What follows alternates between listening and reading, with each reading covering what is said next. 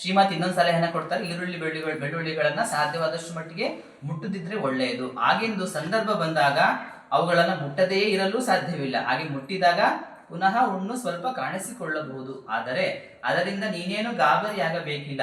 ಹೇಗಿದ್ದರೂ ನೀನು ಪ್ರತಿದಿನ ಶ್ರೀರಾಮಕೃಷ್ಣರ ಪೂಜೆ ಮಾಡುತ್ತಿದ್ದೀಯಲ್ಲ, ಆಗ ಒಂದಿಷ್ಟು ಚರಣಾಮೃತವನ್ನು ಮುಟ್ಟಿಸಿ ಬಿಡು, ವಾಸಿಯಾಗುತ್ತದೆ ಎಂದರು. ನಿಜಕ್ಕೂ ಕ್ಷೀರೋದಾಬಾಲೆಯ ಕೈ ಹುಣ್ಣು ಆಶ್ಚರ್ಯಕರವಾಗಿ ಮಾಯವಾಯಿತು.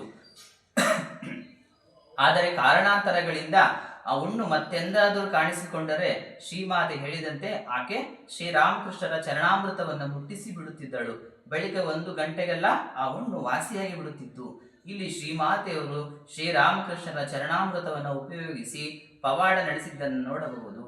ಅಂದರೆ ಶ್ರೀರಾಮಕೃಷ್ಣರ ಆ ತೀರ್ಥವನ್ನು ಉಪಯೋಗಿಸಿ ಆ ಕ್ಷೀರದ ಬಾಲೆಯ ಆ ಕೈ ಹುಣ್ಣನ್ನು ಶ್ರೀಮಾತೆಯವರು ಪವಾಡ ಸದೃಶವಾಗಿ ವಾಸಿ ಮಾಡ್ತಾರೆ. ಅಂದರೆ ರಾಮಕೃಷ್ಣರ ಪವಾಡಗಳನ್ನು ಮಾಡಲಿಲ್ಲ, ಅದು ಶ್ರೀಮಾತೆಯವರು ಪವಾಡಗಳನ್ನು ಮಾಡ್ತಾ ಇದ್ರು ಅಂತ ಇಲ್ಲಿ ಗೊತ್ತಾಗ್ತದೆ. ಅಂದರೆ ಎಷ್ಟೋ ವರ್ಷಗಳು ವಾಸಿಯಾಗಿದ್ದ ಕೈಯ ಹುಣ್ಣು ಶ್ರೀಮಾತೆಯವರು ಶ್ರೀರಾಮಕೃಷ್ಣ ಚರಣಾಮೃತವನ್ನು ಕೊಡುವ ಮೂಲಕ ಅದೇ ಒಂದು ಪರಿಹಾರವಾಗಿ, ಆ ಸೂಕ್ತ ಪರಿಹಾರವಾಗಿ ಆಕೆಯ ಜೀವನದಲ್ಲಿ ಅದು ಪರಿಣಾಮವನ್ನು ಬೀರುವಂಥದ್ದನ್ನು ನಾವು ಗಮನಿಸ್ಬೋದು. ಕ್ಷೀರದ ಬಾಲಾದೇವಿ ಅಂತ ಆಕೆಯ ನೆನಪುಗಳೆಲ್ಲ ಬರುತ್ತೆ. ಶ್ರೀ ಶಾರದಾದೇವಿ ವಚನವೇದ ಅಂತ ಒಂದು ಪುಸ್ತಕ ಇದೆ, ಅದು ಕನ್ನಡಕ್ಕೆ ಸ್ವಾಮಿ ಜ್ಞಾನಯೋಗಾನಂದಜಿಯವರು ಅನುವಾದ ಮಾಡಿದ್ದಾರೆ.